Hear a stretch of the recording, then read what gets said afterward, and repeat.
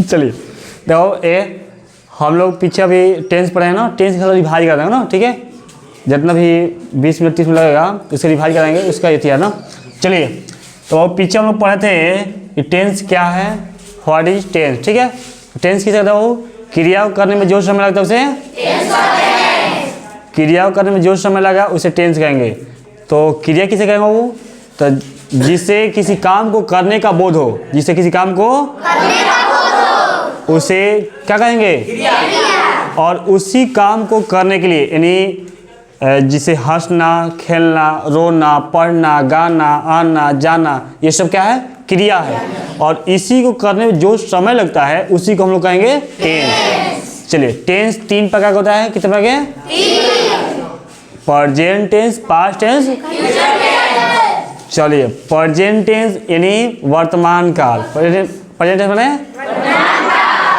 देखो वैसा टेंस जो वर्तमान समय में घटने वाली घटनाओं के बारे में उसे प्रेजेंट टेंस कहा जाता है। जो वर्तमान समय में, तत्काल समय में घटने वाली घटनाओं के बारे में बतलाएगा या वर्णन करेगा उसे कहेंगे, क्या कहेंगे? Present tense. प्रेजेंट टेंस 4 प्रकार का कहेंगे। पहला present indefinite, present continuous, present perfect, present perfect continuous. चलिए बोले पहला प्रेजेंट इंडेफिनिट, दूसरा तीसरा चौथा प्रेजेंट परफेक्ट कंटिन्यूअस। पहला होता है प्रेजेंट इंडेफिनिट टेंस। जिस हिंदी वाक्य के अंत में ता है, ती है इत्यादि रहता है उसे प्रेजेंट इंडेफिनिट टेंस। इसका हेल्पिंग वर्ब डू एंड और इसमें V1 तथा V5 का प्रयोग किया जाता है। चलिए डू का प्रयोग किसके साथ होगा? आई के साथ, वी के साथ, यू के साथ, दे के साथ और प्लूरल नाउन के साथ, ठीक है। और उसके साथ V1 का प्रयोग किया जाता है। डज का प्रयोग ही, सी, इट, नेम के साथ, ठीक है। इतना हम लोग पढ़ लिए। फिर हम लोग पढ़े थे नोट में कि जिस भी सेंटेंस में डू डज का प्रयोग किया जाता है उसमें V5 का प्रयोग नहीं किया जाता है, V1 का प्रयोग किया जाता है। फिर पढ़े थे कि डू डज का प्रयोग कभी भी अफर्मेटिव सेंटेंस में नहीं होता है। इसका प्रयोग निगेटिव सेंटेंस में या इंट्रोगेटिव सेंटेंस में या अन्य चीज में किया जाता है ना, ठीक है। चलिए तो इसका जो स्ट्रक्चर होता है, स्ट्रक्चर वो क्या हो? पहला है अफर्मेटिव सेंटेंस। अफर्मेटिव का तो वो सब्जेक्ट प्लस V1 है, V5 plus object plus other word, ठीक है। और इसका निगेटिव होता है सब्जेक्ट प्लस डू या does plus not plus V1 plus object plus other word. और इंट्रोगेटिव होता है डू या does plus subject plus V1 plus object plus other word, ठीक है।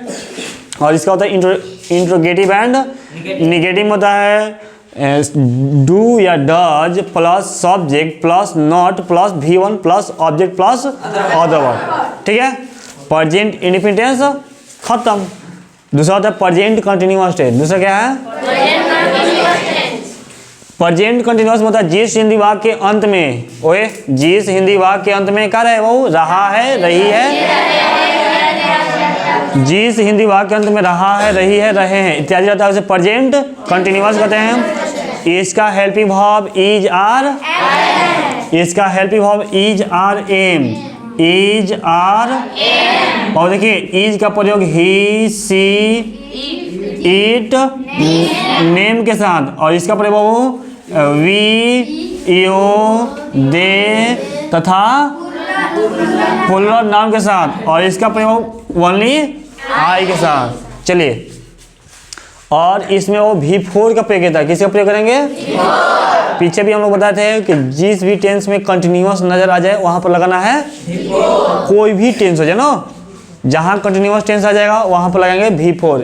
या तो प्रेजेंट कंटिन्यूअस हो जाओ, या प्रेजेंट परफेक्ट कंटिन्यूअस हो जाओ, या पास्ट कंटिन्यूअस, या पास्ट परफेक्ट, या फ्यूचर कंटिन्यूअस, या फ्यूचर परफेक्ट कंटिन्यूअस, ठीक है। वहां लगाएंगे हम लोग V4। V4 माने वर्ब का चौथा रूप यानी ING का प्रयोग, ठीक है। चलिए इसका वो स्ट्रक्चर बता देते हैं। इसका स्ट्रक्चर होता है अफर्मेटिव में subject plus is are am plus V4 plus object plus other word. क्या होता है? फिर से बोलो subject plus is are am plus भी four plus object plus other word. चलिए अब इसके बाद negative sentence, subject plus is are am plus not plus भी four plus object plus other word. और इंट्रोगेटिव में क्या होता है, is are am plus subject plus भी four plus object plus other word. और इंट्रोगेटिव एंड निगेटिव कहता हो, is are am plus subject plus not plus भी फोर प्लस ऑब्जेक्ट प्लस होता है ना। चलिए तो प्रेजेंट कंटिन्यूअस भी खत्म हो गया। प्रेजेंट परफेक्ट कंटिन्यूअस, जिस हिंदी वाक्य के अंत में चुका है, चुकी है अथवा या है, ई है, जिस हिंदी वाक्य के अंत में चुका है, चुकी है, चुके हैं अथवा या है, ई है, ए है इत्यादि रहता है, उसे प्रेजेंट परफेक्ट टेंस कहते हैं। इसका हेल्पिंग वर्ब हैज, हैव होता है और इसमें भी थ्री का प्रयोग किया जाता है। चलिए जहाँ पर हैज का प्रयोग ही सी इट नेम के साथ किया जाता है और हैव का प्रयोग आई वी यू दे और प्लूरल नाउन के साथ, ठीक है। चलिए इसका वो स्ट्रक्चर हम लोग अफर्मेटिव होता है, सब्जेक्ट प्लस हैज है प्लस भी थ्री प्लस ऑब्जेक्ट प्लस। चलिए सेकेंड होता है निगेटिव में, सब्जेक्ट प्लस हैज है प्लस नॉट प्लस भी थ्री प्लस ऑब्जेक्ट प्लस। चलिए इसके बाद होता है इंट्रोगेटिव में, हैज है प्लस सब्जेक्ट प्लस भी three plus object plus.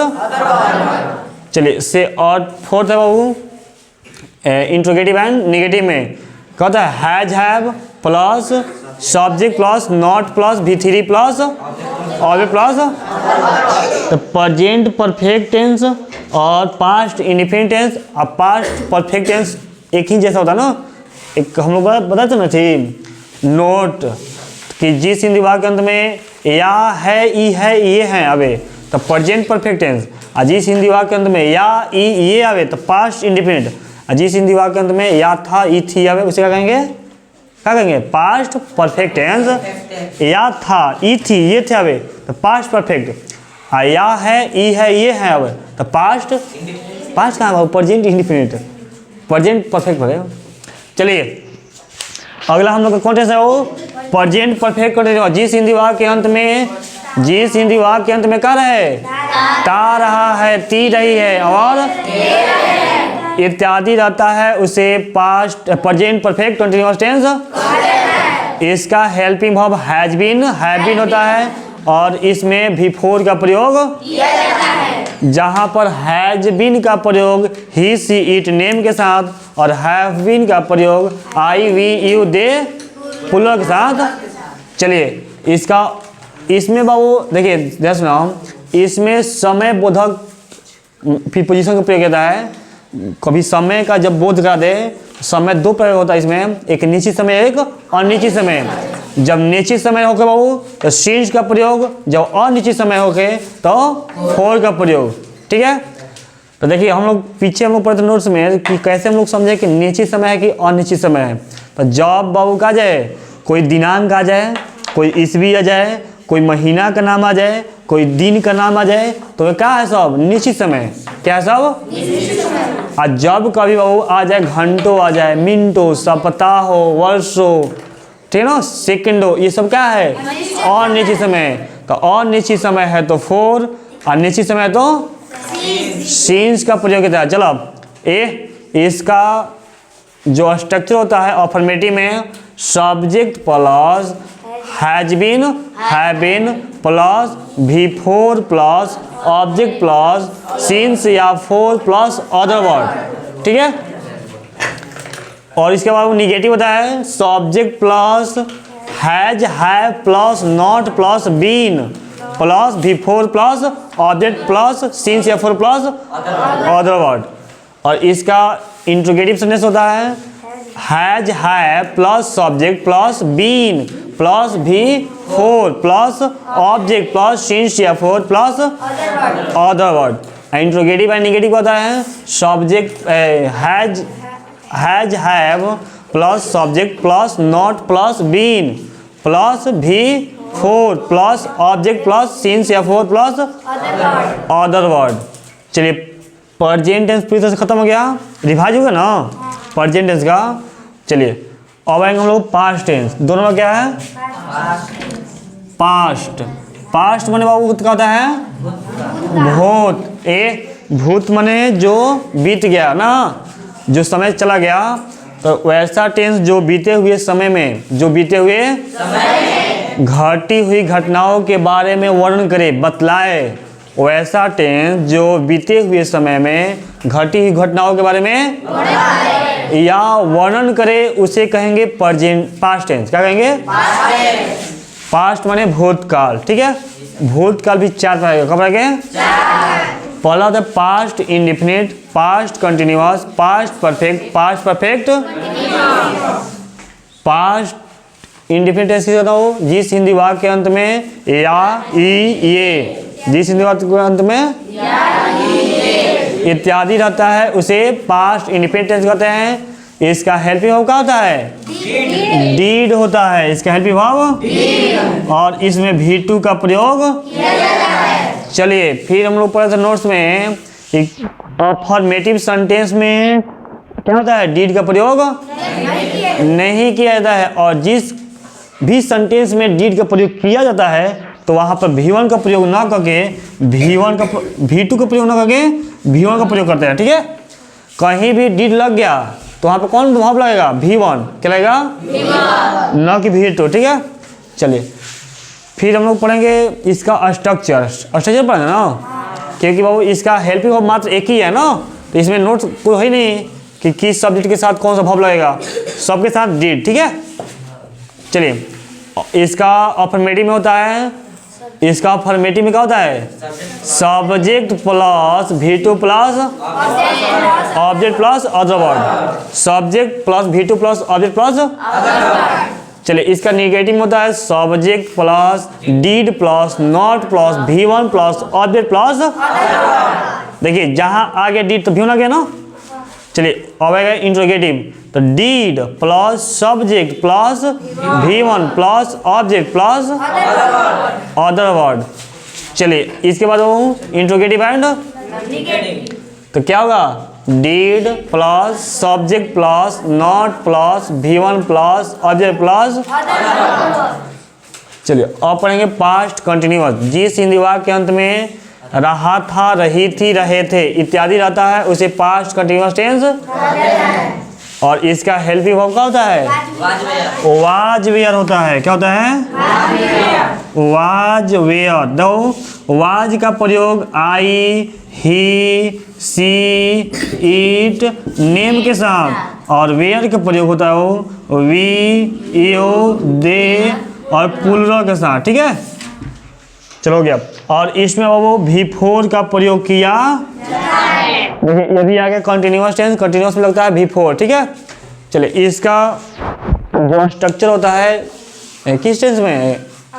Affirmative में ना। अफर्मेटिव सेंटेंस में subject plus was were plus V4 plus object plus other word.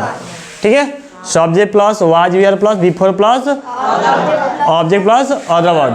और इसका निगेटिव होता है subject plus was were plus not plus V4 plus object plus other word. और interrogative होता है was were plus subject plus V4 plus object plus.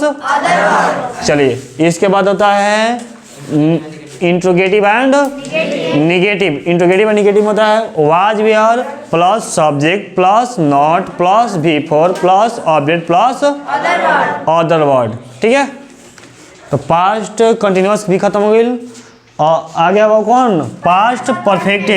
तो past perfect किसे कहते हैं? जिस हिंदी वाक्य के अंत में चुका था, चुकी थी इत्यादि रहता है उसे पास्ट परफेक्ट टेंस।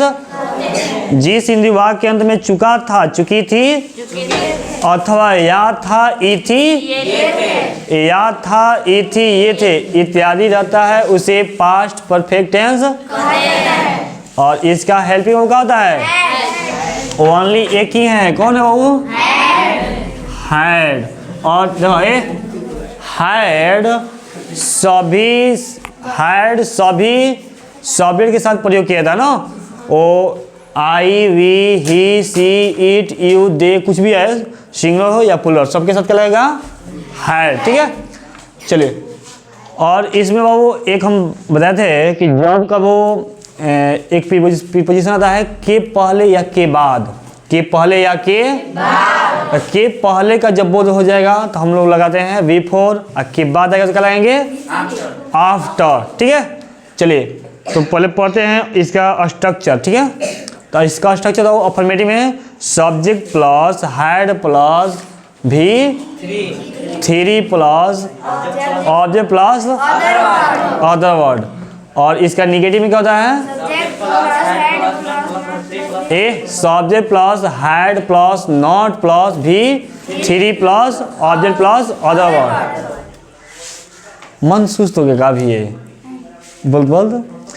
हाँ, चलिए इसके बाद क्या होता है? वो इंट्रोगेटिव होता है had plus subject plus V3 और plus object plus other word. और इंट्रोगेटिव एंड निगेटिव होता है had plus subject plus not plus V3 plus object plus other word. चलिए अगला अब लास्ट है हम लोग का पास्ट में पास्ट परफेक्ट कंटिन्यूअस। जिस हिंदी वाक्य के अंत में ता रहा था, ती रही थी इत्यादि रहता है उसे पास्ट परफेक्ट कंटिन्यूअस टेंस। और इसका हेल्पिंग वर्ब क्या होता है? इसका हेल्पिंग वर्ब होता है हैड। और हैड बीन बाबू इकलौता है तो ये सबके साथ प्रयोग किया जाता है। ठीक ना, चलिए इसका स्ट्रक्चर में रहते हैं बाबू। इसका स्ट्रक्चर होता है अफर्मेटिव में subject plus had been plus V4 ना, V4 plus object plus other word. Subject plus had been plus V4 plus object plus other word. यदि समय का बोध हो जाएगा बाबू तो इसमें भी सिंस या फोर का प्रयोग करके प्लस में अदर वर्ड लगाएंगे। ठीक है, चलिए नेक्स्ट है निगेटिव सेंटेंस। जिस निगेटिव में क्या होगा? Subject plus had plus not plus been plus V4 plus object plus. और इंट्रोगेटिव होता है had plus subject plus been plus V4 plus object plus other word. और इंट्रोगेटिव एंड निगेटिव में कहता है had plus subject plus not plus V4 plus object plus other word. ए सुनाओ, अभी हम लोग पास्ट परफेक्ट कंटिन्यूअस पूरी तरह से पढ़ लिए ना, रिवाइज हो गया ना, आज सब सुस्ता गया है। चलो बंद कर दो।